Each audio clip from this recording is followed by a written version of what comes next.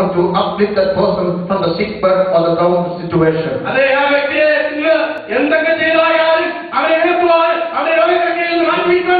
These are the way we are growing in our faith. Before the healing happens, before the miracle takes place in our midst, we have to grow from the very first step in our life. So he had a caring heart.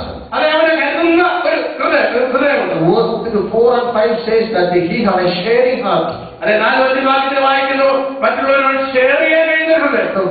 elders of the Jews came to Jesus and told,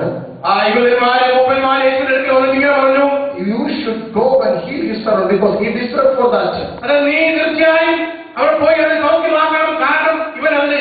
They presented two reasons before Jesus. First thing, he loved our people. Second, he had built a synagogue for us. Look at that, he's a Gentile. There's no need for him to love the people of God. But he had a sharing heart. He loved the Lord, that's why he loved his people. How we know that we love God? We should love the people, that's the way we prove that we love the Lord. A lot of commandments in the Bible. If you ask people, stand up and say there are 10 commandments.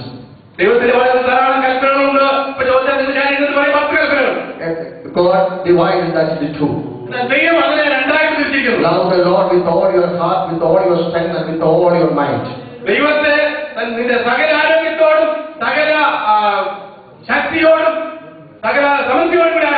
the second one, love your brother as the way you love the Lord and love yourself.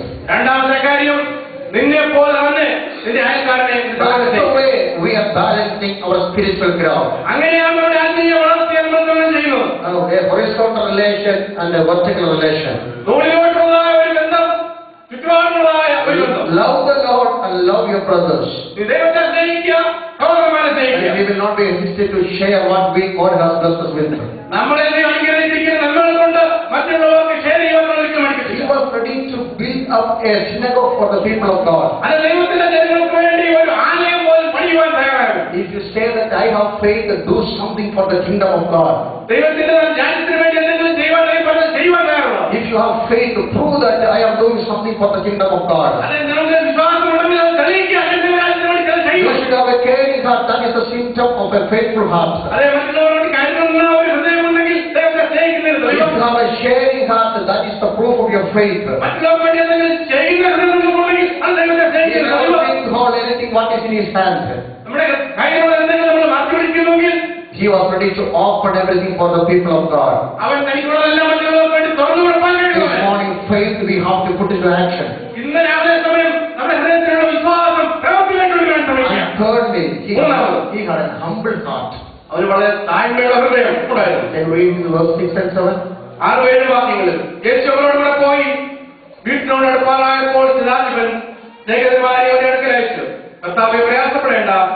നീ എന്റെ പരിചയം വരുവാൻ ഞാൻ പോരാത്തവൻ, അതുകൊണ്ട് അതിന്റെ അടുക്കൽ വരുവാൻ ഞാൻ യോഗ്യനെന്ന് എനിക്ക് തോന്നിയിട്ടില്ല.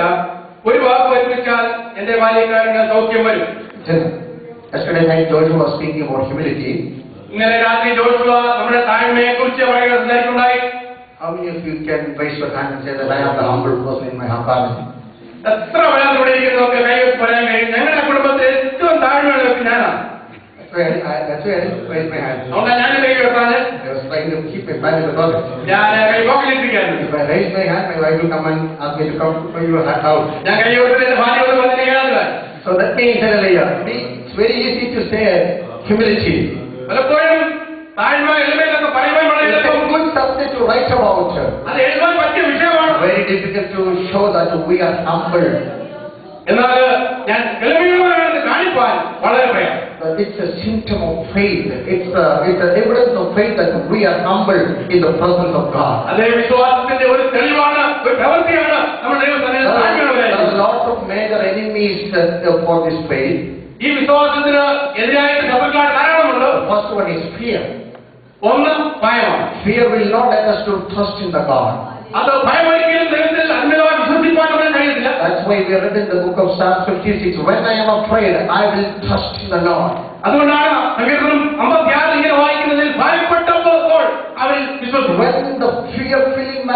But I took a decision. I am going to totally trust in the name of the Lord. അത് എന്റെ ഹൃദയത്തിൽ ഭയം നിറഞ്ഞപ്പോൾ ഞാൻ ഒരു തീരുമാനമെടുത്തു. എന്റെ പൂർണ്ണ വിശ്വാസം ദൈവത്തിൽ അർപ്പിക്കുന്നു. The second enemy is doubt. രണ്ടാമത്തെ ശത്രു സംശയമാണ്. We are doubting everything. നമ്മൾ എല്ലാം സംശയിക്കുന്നവരാണ്. We don't have believe in any person in this world. നമുക്ക് ഈ ലോകത്തിൽ ആരെയും വിശ്വാസമില്ല. Husband doubt, wife doubt, husband pastor doubt, believers doubt, pastor we doubt each other. ഭർത്താവ് ഭാര്യ സംശയിക്കുന്നു, ഭാര്യ ഭർത്താവ് സംശയിക്കുന്നു, വിശ്വാസികൾ പാസ്റ്റർ വിശ്വാസമില്ല, പാസ്റ്റർക്ക് വിശ്വാസികളുടെ വിശ്വാസമില്ല, എല്ലാം സംശയം. Even we talk each other, many of the times we doubt each other. പലപ്പോഴും നമ്മളെല്ലാം സംസാരിക്കുന്നെങ്കിലും പലപ്പോഴും നമ്മൾ സംശയിക്കുന്നവരാണ്. At the same time we doubt God also. അങ്ങനെ തന്നെ നമ്മൾ ദൈവത്തെ സംശയിക്കുക. There is only one thing we don't have doubt upon. ഒരു കാര്യത്തിൽ മാത്രമേ നമുക്ക് സംശയമില്ലാത്തത്. We don't doubt devil. Whatever comes, we say that it's devil.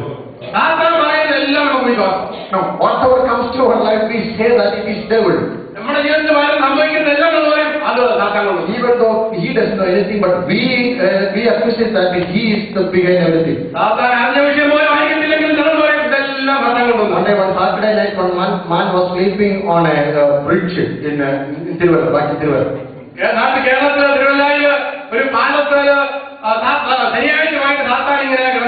There is a small wall on the side of the bridge, and he was sleeping in the night on the bridge.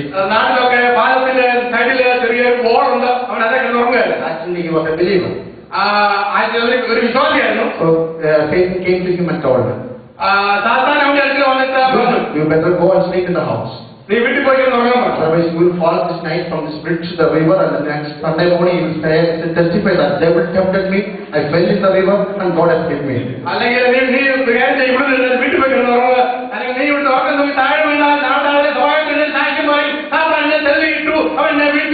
We don't doubt devil for everything. Everything is come from devil. We believe that. But this morning we don't need to doubt God. God knows everything in our life. We have trust upon our vehicle. We have trust upon the materials of this world, but we never trust God after the way we are doing.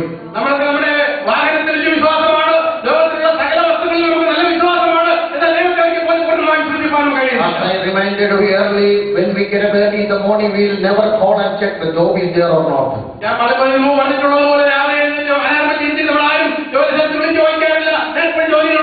So we have trust upon the people. When we drive the vehicle, we have full confidence that I can reach there on time.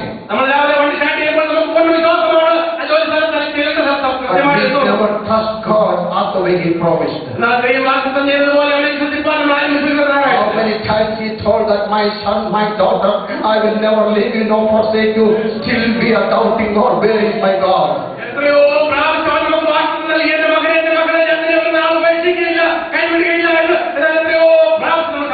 Every time we read and we meditate, my God shall supply all my needs according to the riches in glory. Still we doubt that, where is my God, who can provide me?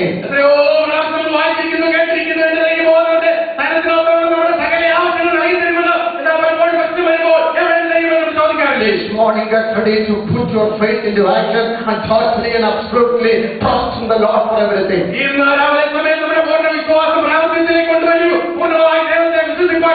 For that we need a humble heart. That is third enemy is the pride. I cannot go before anybody. I cannot go before any person of this world. So faith never will bring pride in our life. We have to humble before the Lord. I am a centurion. I am a commander-in-chief of a region. He knows that if I ask somebody to go, they will go. If I ask somebody to come, they will come. But when he recognized the footstep of Jesus, he is a Gentile, and he recognized that I'm not worthy to come to Jesus.